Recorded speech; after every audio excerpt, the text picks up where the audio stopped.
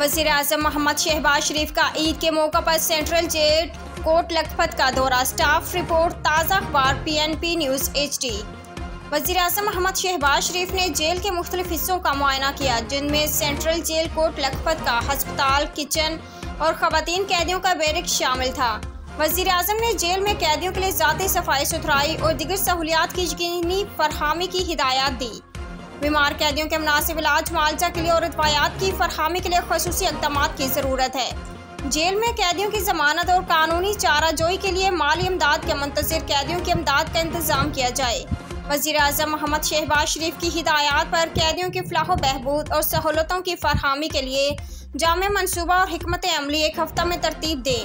वज़ीर-ए-आज़म की IG jail खाना जात और IG पंजाब को ख़ुसूसी हिदायत।